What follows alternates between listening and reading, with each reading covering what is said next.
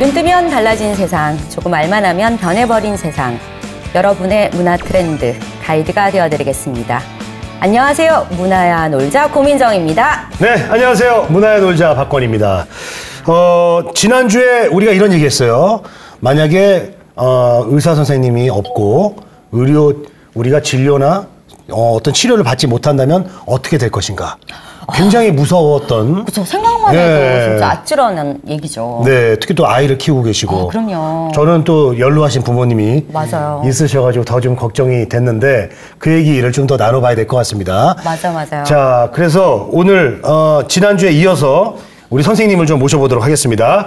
자, 의료제도의 문제점에 대해서 지난 1부에 이어서 2부에서도 계속해서 도움 말씀을 해주실 가톨릭의대 서울성모병원 예방의학교실 윤인모 외래 교수님이 나오셨습니다. 어서 오십시오. 네, 안녕하십니까. 윤인모입니다.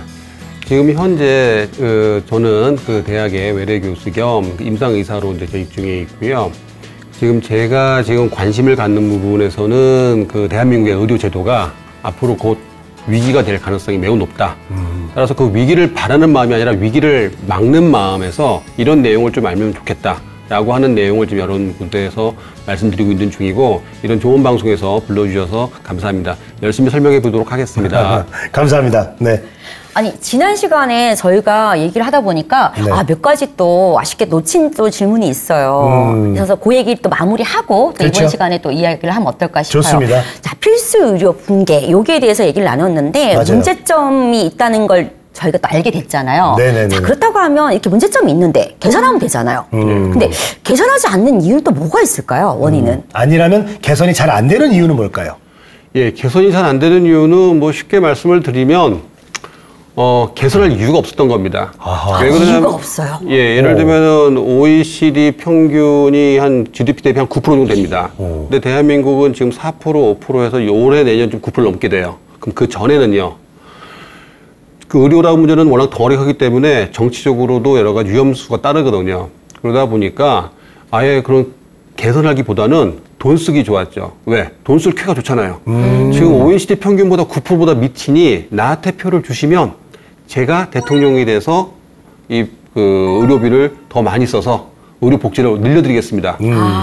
그러면서 그 개혁은 다음 정부가 여기까지 온 겁니다. 네. 그리고 또 한 가지는 뭐냐면 대한민국의 의료비가 4%, 3% 이렇게 증가할 때 그때 대한민국의 GDP 증가율은 6%, 7% 넘었습니다. 네네. 즉 대한민국이 번 돈이 의료비 증가율보다는 더 많았던 거예요. 네네. 번 돈보다 쓸 돈이 많았다 보니까 그 의료라는 문제를 건드리는 것이 정치적으로 부담이 크게 됐던 거죠. 그러다 보니까 좋은 게 좋은 거야. 수가 올려줘. 뭐 하면서 계속 여기까지 온 겁니다. 그러다가 이제 누적된 게 이제 터지기 시작한 거죠. 이게 그동안 이제 실질적인 이런 제도 개선 이런 데 관심은 없고 약간의 당근만 조금씩 던져주고 봉합하다 보니까 네. 여기까지 왔다. 이 말씀이신 거죠? 네. 네네. 자, 그리고 최근에 한 대학병원의 간호사가 이제 뇌출혈로 사망했다는 기사가 크게 보도가 돼서 깜짝 놀랐는데, 과거에는 또 이런 기사를 본 기억이 별로 없거든요. 그래서 예전에는 어때요? 요즘과 같은 이런 현상과 제도에 문제가 없었습니까? 반대로 한번 제가 질문을 드려보면은 네. 그런 기사가 한 10년, 15년 전에 들었던 기억이 나시나요? 없죠. 글쎄요. 없어요. 그리고 또 이 없습니다. 병원 자체가 대형 병원이잖아요. 예. 지방 병원 이런 것도 아니고. 바로 지척에 바로 응급실 옆에서 근무하던 간호사예요. 네네네. 네네네네. 그 이야기는 뭐냐면 그 대한민국에 있는 의료가 지금 무슨 나빠졌구나. 나빠진 거죠. 근데 그것이 개념이 과거에 그러니까 대한민국이 성장을 하면서 의료의 니드가 올라갔는데 그 의료의 니드를 못 쫓아갔다. 이 수준이 아니고요. 과거보다 지금 나빠진 겁니다. 그리고 의사의 측면에서 보게 되면 의사가 만들어져서 나온 다음에 양과 분포가 이 복지를 결정하거든요. 근데 과거엔 양은 지금도 적었죠. 의사들이 많이 안 나왔을 때니까. 근데 분포는 아까 지난주에 말씀드린 것처럼 이게 어느 정도까지 좀 약간 고른 분포를 보였던 거예요. 그러다 보니까 어느 정도까지는 다 커버가 됐던 거죠. 그래서 그런 얘기가 안 나왔던 겁니다. 지금은 나빠진 거죠. 수요 니드 증가의 문제가 아니라 분포에서 거의 편향적인 것을 보이기 시작한 겁니다. 그러니까 지방대학의 어느 외과 같은 경우는 막내 교수가 50살이다. 외과. 그리고 아무도 후속이 안 들어온다. 그럼 앞으로 한 10년 뒤에는 붕괴되는 건 뻔한 거 아니겠습니까? 그렇죠. 예. 그러면 얼마 전에, 그러니까 그간에 이런 그 잘못된 제도를 헌법재판소도 인정을 했다. 네. 이런 얘기가 있던데 네. 이거 무슨 얘기인가요? 그래요? 그러니까 지금 여러분들이 대한민국의 최고 의료라고 얘기했었던 이 제도가 사실은 잘못된 제도인데도 불구하고 그 잘못된 부분 중에서 어떤 부분이 잘못된 여러 가지 다 잘못됐죠. 근데 네. 그 중에서 하나가 사적 재산을 공적으로 사용하는 부분에서 위헌 소지가 있습니다. 그러니까 의사 선생님들이 병원도 자기가 만들고 자기가 공부하고 다 했는데 정부에서는 보험수가로 묶어버린 거죠. 이게 약간의 위헌 소지가 있습니다. 근데 사실은 많은 위헌 소지가 있어요. 그런데 그래서 2002년도하고 2012년도에 헌법재판소에 위헌 판결을 청구했습니다. 네. 근데 다 폰으로 나왔어요. 그 이유가 뭐냐면 위헌의 소지는 다분하다. 하지만 보험이 있고 묶인 거는 이거는 위헌의 소지가 있는데 비보험이 있다 보니까 아하. 의사 너의 직업의 자유를 침해하지 않는다. 그리고 괄호 열고 대한민국이 지금 공공의료가 5%밖에 안 되니 네. 이거는 대한민국 전체를 볼 때는 너희들이 여기에 좀 봉사를 해야 된다. 그게 헌법재판소 판시입니다. 2002년도 그렇게 판시 나왔고요. 2012년도에 판시 나왔는데 중요한 거는 공공의료 5%가 변하지가 않았어요. 숫자가 10년 지났는데. 더 놀라운 거는 올해가 2023년이지 않습니까? 2023년에 나온 보고서에도 보면 2022년에 나온 보고서도 보면 지금도 공공의료가 5에서 10%밖에 안 됩니다. 아하. 그 얘기 뭡니까? 공공의료라든지 의료에 전혀 노력이 없었다는 겁니다. 그러네요. 예. 자, 지난주에 필수 의료 붕괴, 의료제도의 문제점에 대해서 이제 이야기를 들었는데, 제도에 어떤 개선은 당연히 필요하지만, 예. 근데 이런 거는 또 있어요. 우리 대한민국의 의사 선생님들이 의료 수준이 정말 최고다. 예. 세계적인 수준이다. 예. 그렇지 않습니까?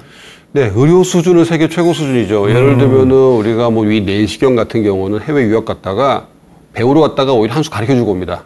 오히려. 그 다음에 여러 가지 간이직이라든지 아니면은 무슨 뭐 백혈병, 전 세계 탑을 달리는 그 의료 기술들이 많이 있어요.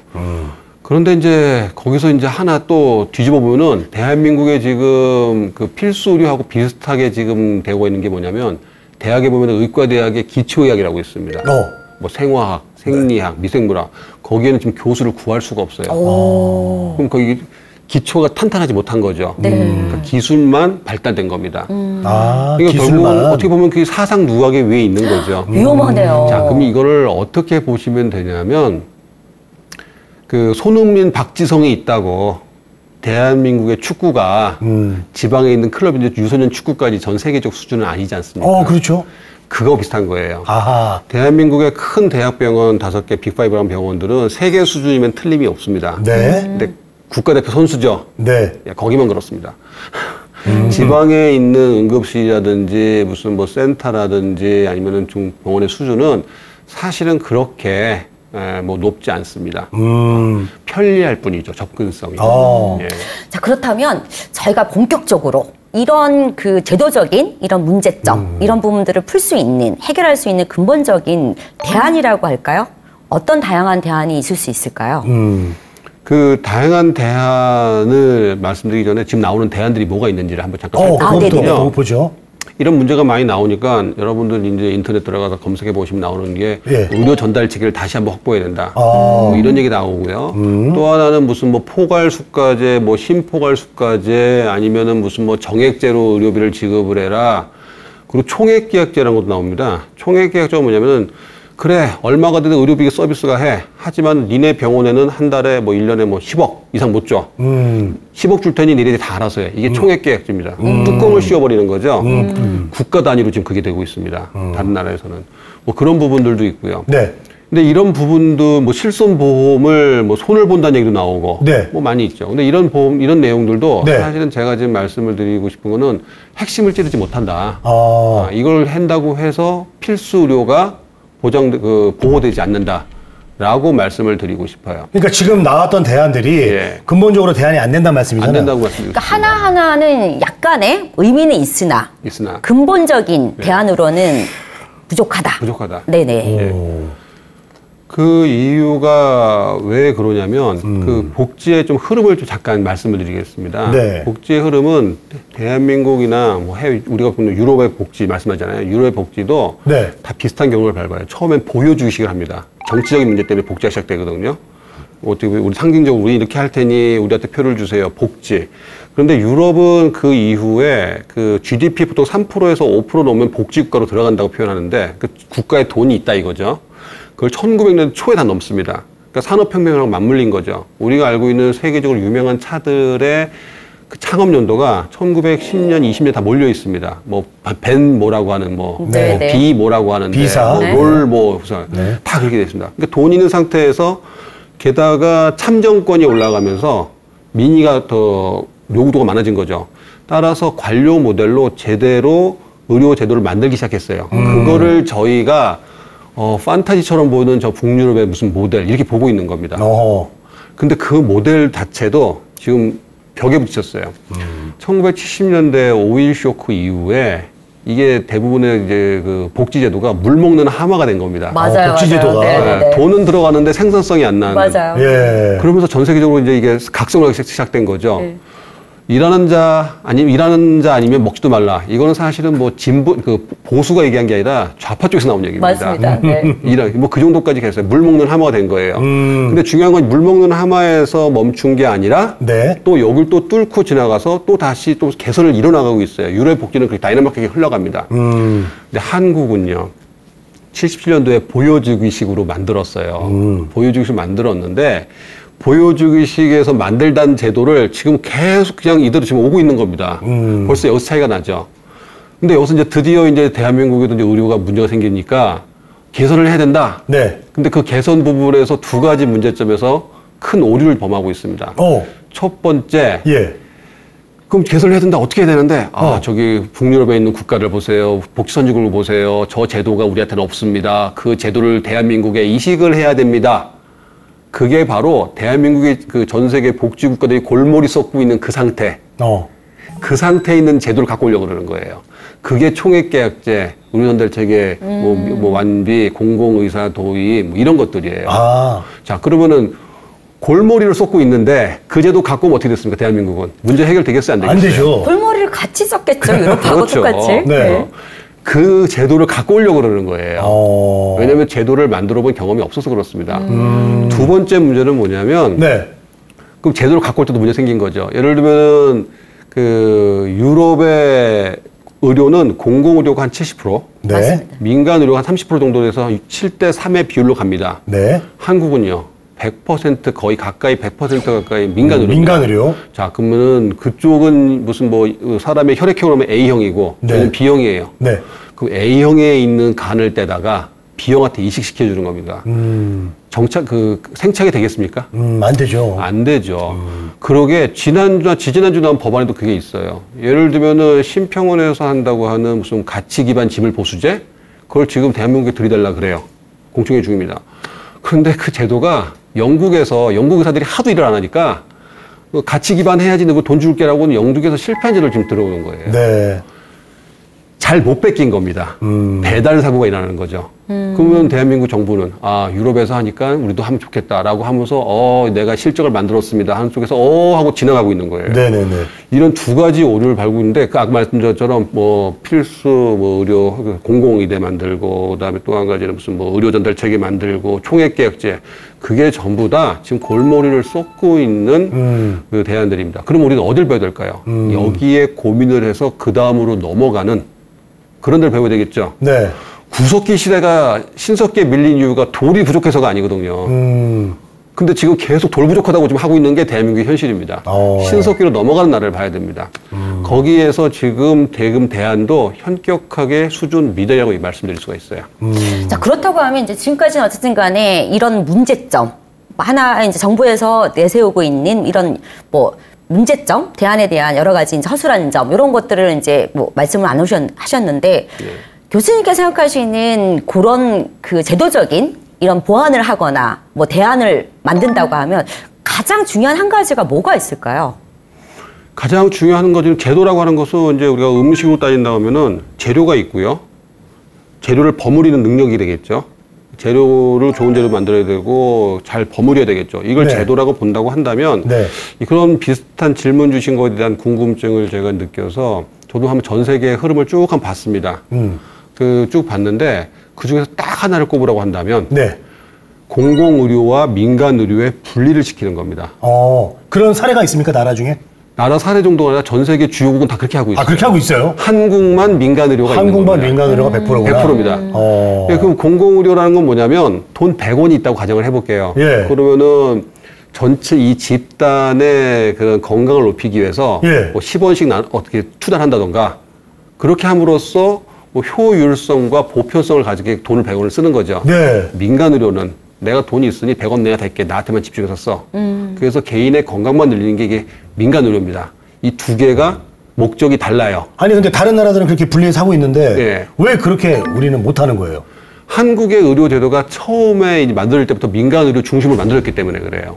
그러니까 이게 바꾸기가 쉽지가 않네요. 아, 그러면 그걸 바꾸려고 하면 예. 그 말씀하신 공공의료를 예. 공공의료와 민간의료를 같이 병행하려고 하면 다시 말해서 공공의료를 도입하려고 하면 법을 바꿔야 되나요?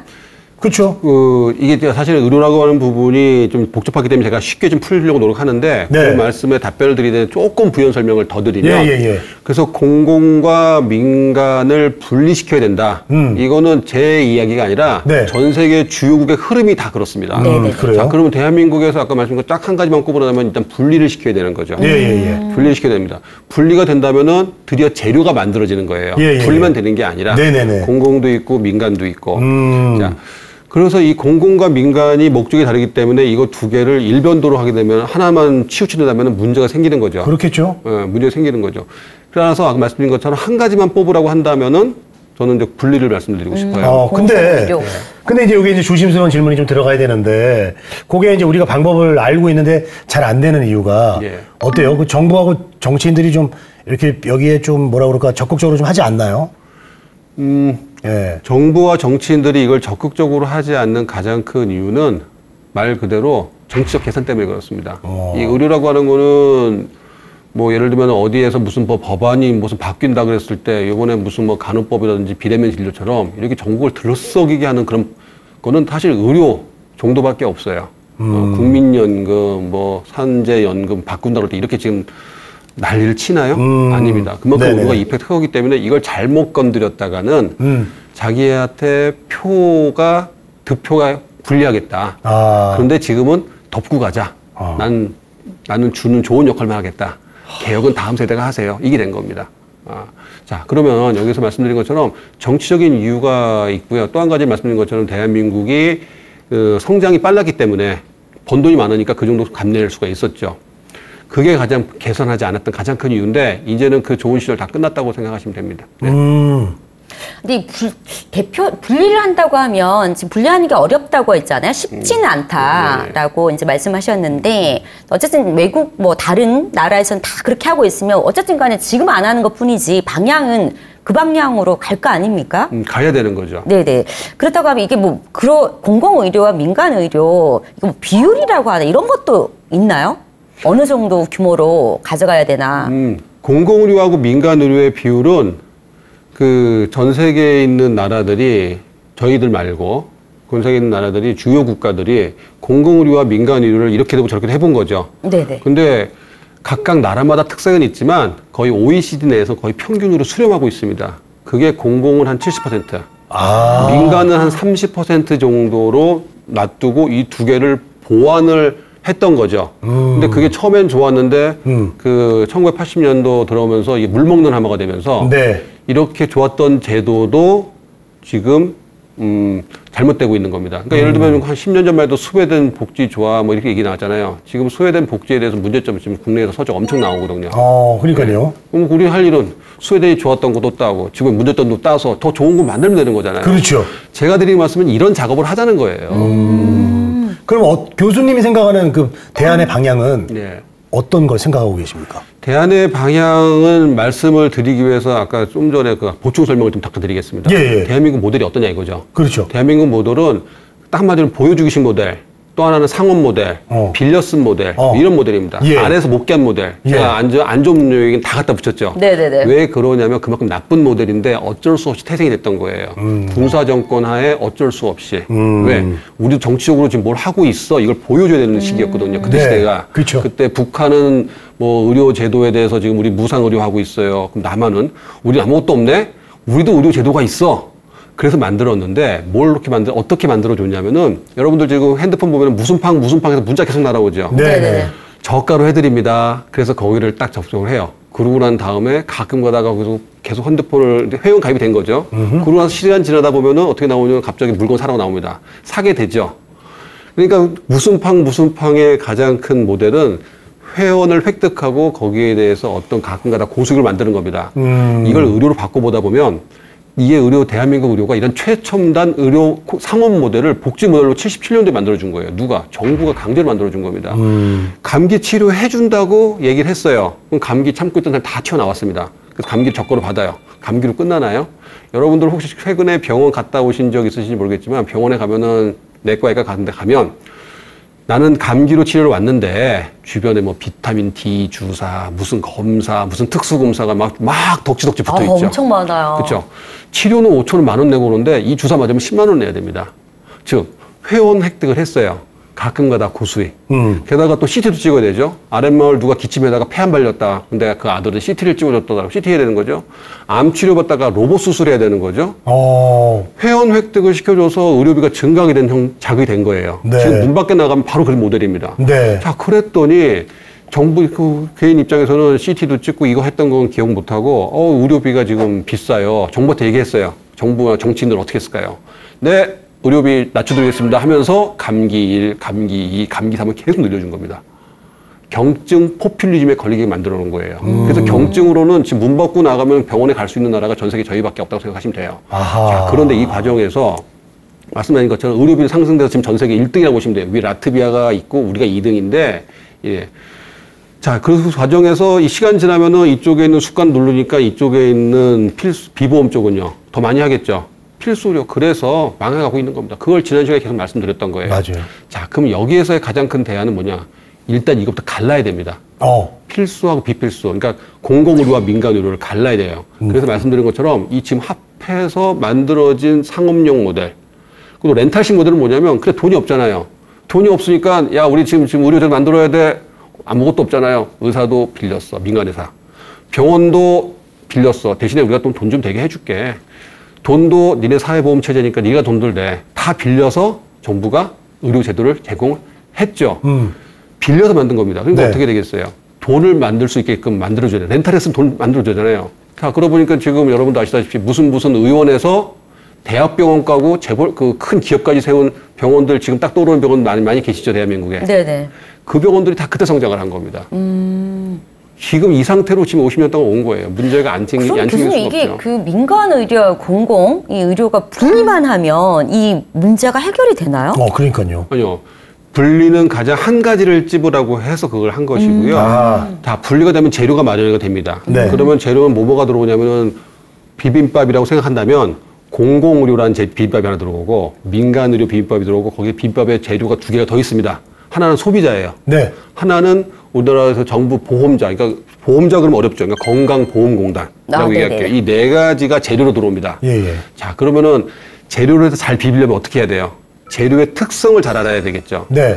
공공의료의 특성에 딱 한마디로 얘기하면은 공공의료는 일 안 하는 겁니다. 그러니까 영국에 저렇게 대기 환자가 많고 캐나다가 대기 환자가 많은 이유는 환자가 많아서가 아니라 일을 안 해서예요. 그 캐나다나 영국의 의사 선생님들이 한국의 의사 선생님들에서 몇 분 일을 할까요? 그렇죠. 병원 가면 외국에서 병원 다녀본 사람들은 압니다. 항상 바쁘다고 데모하는데 한국 의사 선생님 환자 5명 볼 때 거의 1명밖에 안 봅니다. 맞습니다. 그래 놓고 나서 데모하는 거예요. 지금. 그러니까 지금 일을 안 하는 게 공공의료의 가장 큰 문제입니다. 민간의료의 가장 큰 문제는 뭘까요? 반대입니다. 일을 너무 많이 하는 거예요. 이게 대한민국입니다. 대한민국은 병원 안 가야 될 것도 병원 오시라 그러죠. 감기 치료 받고 3번 올 것도 3번 오라 그러죠. 맞아요. 예, 검사하고서 검사 뭐 이렇게 전화로 해주던지 검사지 보내주면 되고 전화를 하면 되는 것도 네. 와서 가서 얘기 들어야 되잖아요. 맞아요. 그때 진료비 또 받잖아요. 네네네. 그러니까 일을 너무 많이 하는 거죠. 치료하고 소독하러 한번 가야 되고 붕대 한번 가르러 가야 되고. 그렇죠. 결과 보러 가야 되고 예약하러 가야 되고. 만약에 공공이라면 그렇게 하겠어요? 집에 계세요. 전화 드릴게요. 오지 마세요. 나 일 늘어나요. 이게 공공입니다. 그러니까 2개가 극단적인데 이걸 잘 비벼야 되는 거죠. 하나는 단맛, 하나는 쓴맛이니까. 거기에 이제 소비자라고 하는 경우에는 선택의 권한이 있는데 선택 권한을 지금 대부분의 병원들이 전 세계 국민들이 잘 못 쓰고 있고요. 건강보험공단이라고 하는 것은 에헴 하고서 심판 보고 있는 겁니다. 얘네 경쟁해봐. 얘 여기 누를 거야. 자, 이 네 가지 요소가 있는데 선진국에서 그 주요국에서 만들었던 아까 그 의료 무슨 물 먹는 하마가 돼서 걸렸다. 그건 어디서 걸린 거냐면 주요국이 네. 민간과 공공을 하다가 7대3으로 수렴하는 것까지는 성공을 했어요. 네. 그래도 물 먹는 하마가 걸린 겁니다. 그러니까 드디어 나머지 두 요소, 소비자와 건강보험공단까지도 이용을 해요. 그래서 지금 돌파하고 있는 중입니다. 대한민국은요. 공공고사원에 지금 민간의 지금 부작용만 가지고서도 지금 힘들어하고 있잖아요. 그렇죠. 딱 그 수준에 생각하시면, 그러니까 민간의 부작용이니까 민간 의사 더 늘려, 수가 올려줘. 뭐 이거밖에 없는 거죠. 그렇죠. 재료를 4개를 만들어 놓고 나서 버무려야 되는데 대한민국은 재료가 하나밖에 없는 겁니다. 당연히 제도상에서 무리수를 줄 수밖에 없어요. 우리가 지난 시간에 공공의대? 예, 공공의대, 네, 뭐 네. 의사, 증원 이런 얘기가 있었거든요. 네, 예. 그 부분하고는 맥락이 어떻게 다른 얘기인가요? 아니요. 그 부분하고 맥락이 같은 얘기. 예를 들면은 공공의대도 뭐 갑론을박이 있을 수 있고 민간에도 다 갑론을박이 있을 수 있어요. 그런데 아까 말씀드린 것처럼 대한민국의 그러니까 의료의 제도는 민간의료, 공공의료, 그다음에 무슨 뭐 소비자, 그다음에 건강보험공단 네. 이렇게 돼 있는데 네. 지금 우리는 재료 하나밖에 없는 상황에서 제도를 바꾸자고 하는 거예요. 다른 나라는 이 4가지를 다 이용하면서 제도를 바꾸려고 하는 거고요. 네네. 그럼 당연히 지금 만약에 민간 공공의대 의사 증원을 했어요. 하나밖에 없는 상황에서의 그 민간의료 하나밖에 제도를 개선했어요. 그럼 네. 그 제도는 지금 증원을 나중에 후회할까요? 잘했다고 생각할까요? 못했다고 생각할까요? 잘못된 제도로 가고 나중에 그걸 다시 돌려놓는데 예. 저는 사실은 증원을 찬성하는 편에 속한다고 생각할 수 있습니다. 왜 그러냐면 예. 대한민국 의료가 OECD보다도 의사 수가 일단 적어요. 누구는 또 이제 뭐라고 하지만 또 한 가지는 대한민국의 의사가 지금 5배 일을 합니다. 선진국에 비해서. 네. 네. 이게 정상적인 상황은 아니잖아요. 네. 그리고 필수 의료가 지금 어떻게 보면 거의 붕괴되고 있습니다. 그래서 전체적으로 본다면은 뭐 증원을 분명히 생각해 볼 수 있어요. 근데 지금 증원은 안 된다는 거죠.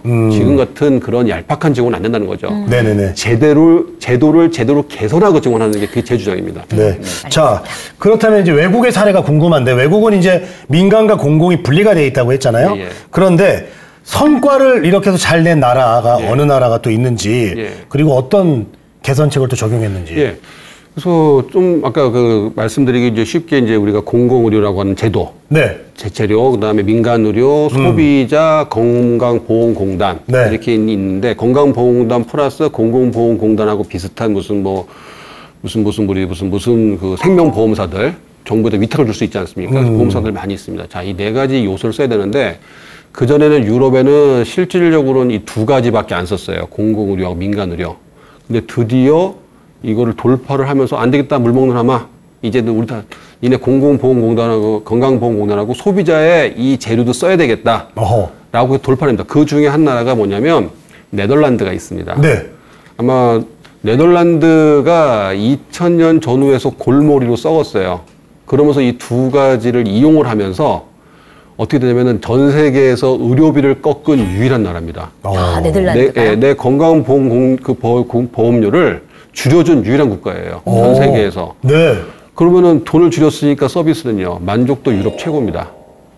돈을 줄였는데도 만족도가 예. 최고다. 접근성, 그다음에 편의성, 그다음 의료에 대한 만족도, 기술 지금 유럽 1등이라 보시면 돼요. 아니, 이 매직 같은 비결은 뭘까요? 예. 복잡한 얘기는 다 젖혀놓고 딱 간단하게 그냥 직관적으로 말씀드리면 네. 네덜란드는 그 나머지 두 재료를 끼워드리기 위해서 어떤 방법을 썼냐면 지금에 있는 우리 같은 보험 제도를 자동차 보험 제도로 바꾼 거예요. 자동차 보험 제도를? 자, 자동차 우리가 보험에 가입하려면 어떻게 합니까? 대인 대물 필수잖아요. 예. 그리고 거기다 옵션에 따라서 가격이 달라지잖아요. 그렇죠. 네네네. 대인 대물이 필수로 국가에 정해놓고 얼마라고 해놓고 그다음에 거기에 대해서 뭐가 또 더 서비스하면 더 많은 돈을 내세요. 그리고 다른 회사하고 비교를 하죠. 자, 이걸 의료로 적용을 해놓으면 우리가 필요한 필수 의료는 다 어느 보험사든지 다 박아놓은 겁니다. 대인 대물처럼. 그리고 나서 거기에 무슨 라식 수술한다던가 치과 진료한다던가 안과 진료 한다 그러면은 저희 보험사하고 결탁된 데를 하세요. 저희가 좀 더 싸게 해드리겠습니다. 그렇게 된 거죠.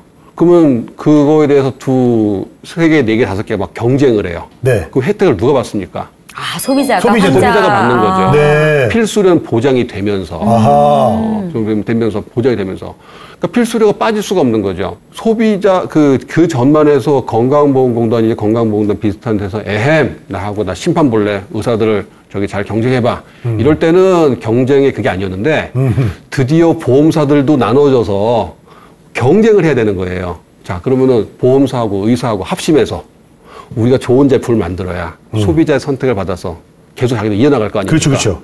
그러니까 심판에서 보험자로 그 선수로 바꿔버린 거예요. 그럼 심판권을 누가 줬을까요? 보험자에서 건강보험공단에서 시민한테 준 겁니다. 시민은 심판을 볼 수 있잖아요. 이게 좋아 나쁜 걸 다 듣잖아요. 도태되고 네. 거기서 이제 서로 서비스.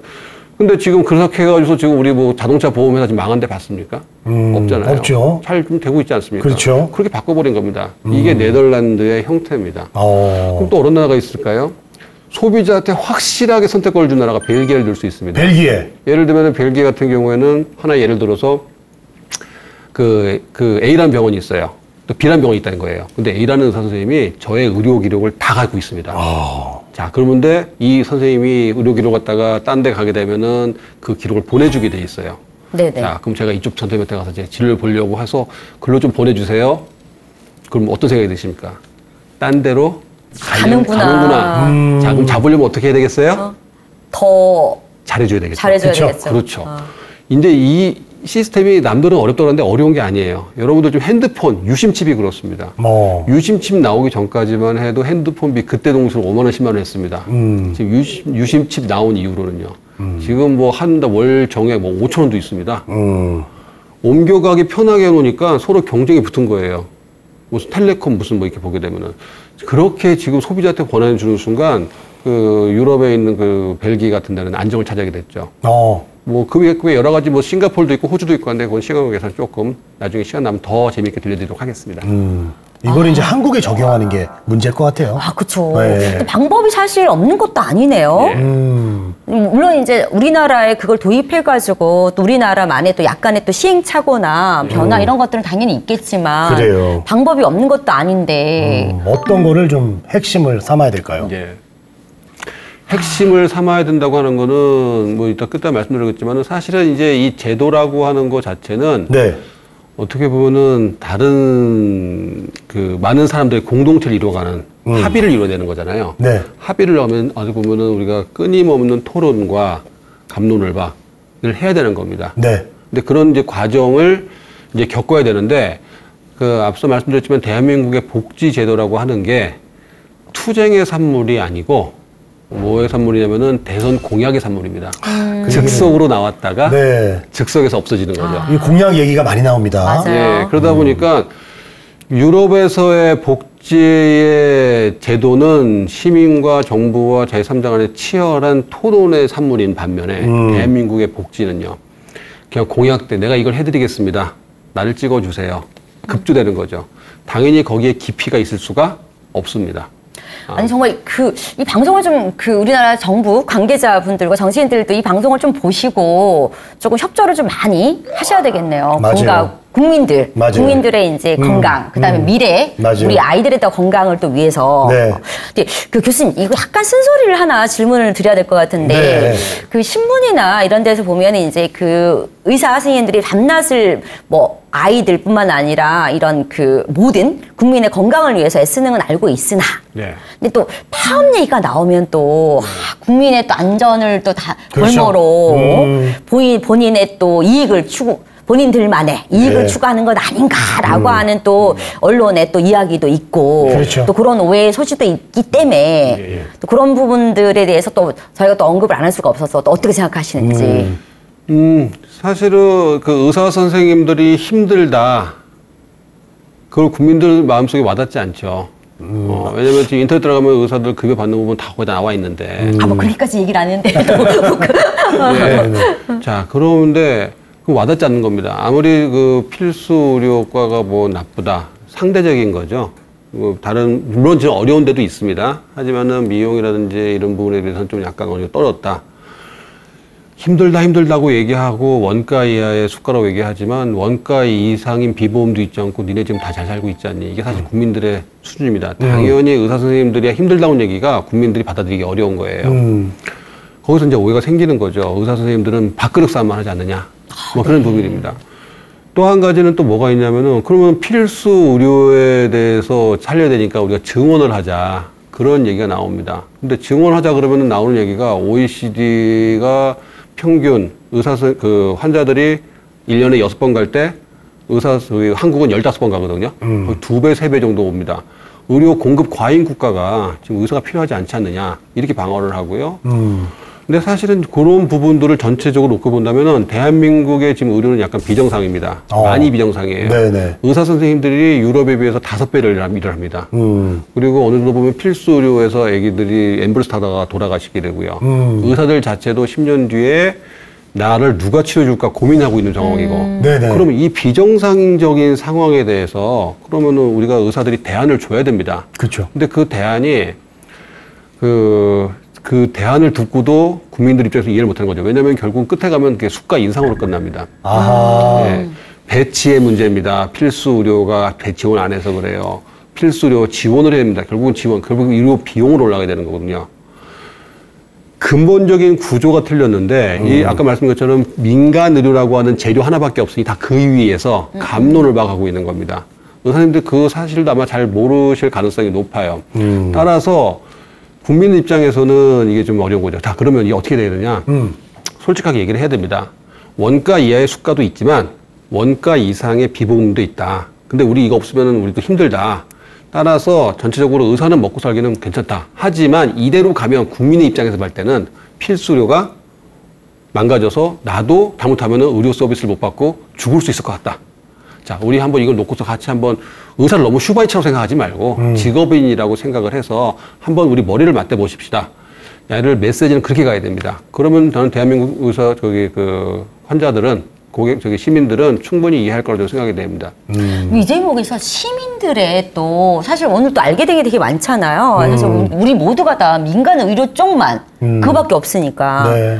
그것만 개선하면 되겠다, 개혁하면 되겠다 이렇게 생각했는데 사실 공공의료도 알게 됐고 자, 여기 그럼 시민의 역할이 또 매우 중요하잖아요. 시민들이 지금 방금 얘기해 주신 대로 이런 생각들을 좀 이해를 해주면은 될 것 같은데 이 시민들의 자세가 참 중요할 것 같아요. 앞서 이제 의사 선생님들을 얘기를 해야 이제 좀 약간 시민들 얘기를 좀 더 할 것 같아요. 시민 질문 말씀해 주셔서 그래서 의사 선생님들이 이제 해야 될 내용은 솔직해야 된다. 네. 두 번째 얘기는 뭐냐면 지금 드디어 밀물과 썰물이 바뀌었습니다.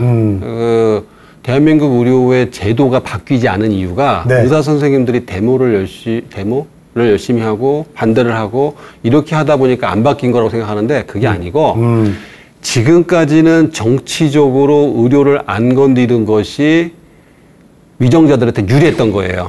긁어 부스럼 만들 수가 없으니까. 근데 올해 내년 후년 돼서 드디어 OECD의 평균을 치고 올라가기 시작합니다. 네네. 대한민국이 드디어 고비용 국가가 되는 거예요. 자, 그럼 그 다음부터는 어떻게 될까요? 의료를 건드리는 게 표가 됩니다. 손을 대야 되겠네요. 어떻게든 간에 손이 됩니다.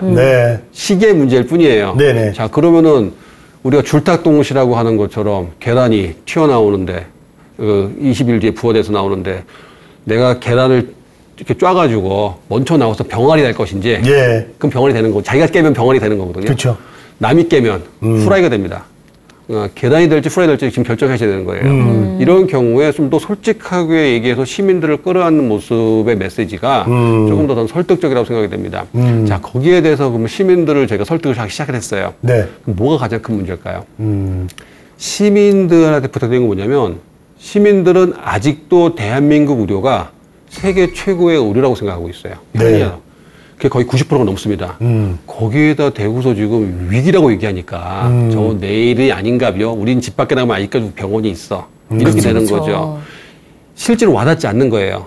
근데 중병을 걸려보신 분이라든지 병원에 수술 받아보신 분들은 얘기가 달라집니다. 네. 경험을 해보니까 거의 다 돈 엄청 보험이 나한테 큰 영향을 못 줬다는 거예요. 자, 그러면 시민들은 지금 어떤 생각을 가지고서 지금 이런 제가 드리는 말씀 또는 저에 대한 반론도 얘기를 들어보셔야 되냐면 지금 아니면 지금 이 필수 의료 문제는 다른 세대, 먼 세대 얘기가 아니라 지금 이 상태가 조금만 지속이 되면 앞으로 10년 뒤에 내 안위도 결정하지 못한다. 보장 못한다. 네. 하는 마음으로 당장의 내일이라는 생각을 가지고서 한번 관심 있게 보셔야 됩니다. 네. 관심 있게 본다면 아마 충분히 저는 시민들도 동의해 줄 거라고 생각이 됩니다. 자, 지금 시민들한테 좀 이런 생각을 가졌으면 하는 마음을 말씀을 해드렸고, 마지막으로 이것도 되게 중요한 것 같아요. 정부한테 좀 당부하고 싶은 게 있다면 예. 어떤 게 있을까요? 정부에게는 이제 정부 측에 두 가지를 좀 얘기하고 싶은데 네. 하나는 좀 솔직해지고 좀 진단을 좀 잘해라. 똑바로 해라. 그렇죠. 치료를 하려면 진단을 잘해야 되지 않습니까? 네. 근데 지금 아마 지금 이 방송을 보신 분들 중에서 제가 보여주기식 모델, 무슨 방에서 모델 이런 얘기 처음 들어보셨을 거예요. 근데 아마 들어보신 분들은 맞아. 집 밖에 못 나가면은 감기는 5,000원인데 영양제는 10만 원이야. 이거 느낌이 오잖아요. 네. 지금 현재 작동하고 있는 상업 모델입니다. 자, 그러면은 모델이 이런 것을 인정을 하고 정확하게 지금 문제점을 파악을 해야 됩니다. 자, 근데 거기서 지금 어떤 지금 일이 벌어지고 있냐면 예를 들면 우리가 폐암에 한번 걸렸다고 가정을 해볼게요. 폐암 환자한테 기침이 나오는데 너는 기침약물만 먹어도 돼. 기침약만 먹으면 지금 좀 더 나아질 거야. 이렇게 되면 사람한테 갑자기 너 배를 갈라서 지금 폐암 수술을 해야 돼. 그러면은 기침약은 먹지만 배를 가르는 거는 싫어하겠죠. 정이 클 겁니다. 왜? 정확히 폐암이라고 얘기 안 해줬기 때문에 그래요. 그러니까 지금 여러 가지 제도라든지 이런 곳에 국민의 저항이 부딪히는 이유가 정확히 얘기를 안 해줬기 때문입니다. 자, 그러면 의료제도도 마찬가지예요. 지금 이런 부분이 문제가 있고 이런 부분에서 우리가 지금 좀 문제가 생겼다. 네. 덮으려고 하지 말고 정확히 시민들에게 이런 문제점이 있다고 알려줘야 됩니다. 그러면 대한민국 국민들 훌륭하고 스마트하기 때문에 저는 반드시 동의하려고 생각이 돼요. 그래서 그런 부분에서 좀 진단을 좀 정확하게 해야 된다. 네. 두 번째는 시민들의 얘기를 좀 귀를 열고 들어라라고 말씀드리고 싶어요. 예를 들자면은 북유럽이라든지 이런 데는 그린페이퍼라고 하는 녹서 제도가 있습니다. 녹서라는 건 뭐냐면 어떤 법안을 만들기 전에 한번 그 시민들의 이야기를 갖다가 막 엄청 들어보는 거예요. 그걸 책으로 나옵니다. 이걸 계속 돌립니다. 네네. 마치 그래서 거기서 첨가하고 하면서 그것이 법안 나오면 그 법안 가지고 또 공론하고 해서 이 법안 하나 만드는데 굉장히 힘이 들어요. 네. 한국은요. 법안 만드는데 공청회 엽니다. 공청회 여는데 공청회에 누가 나오냐 그러면은 그냥 이해관계자 집단이 나와서 거기서 힘싸움하고 있는 거죠. 그리고 국회의원들 그거 오래 듣지도 않습니다. 따라서 이것이 전체적인 시민의 의견을 반영하겠다기에는 조금 네. 좀 무리하다고 돼요. 따라서 귀를 좀 더 열고 네. 듣는 그런 제도를 통해서 의료제도를 좀 들었으면 좋겠다라는 말씀을 드리고 싶습니다. 네. 자. 저희가 또 시간이 너무 빨리 갔네요. 맞아요. 네. 건강한 사회를 위해서 오늘 그 얘기 들었다시피 의료 제도 개선에 대한 많은 분들의 관심이 필요한 시기라고 맞아요. 여겨집니다. 네. 오늘 이렇게 방송을 마무리하고요. 저희는 다음 시간에 더 알찬 방송으로 여러분 찾아뵙겠습니다. 문화야 놀자.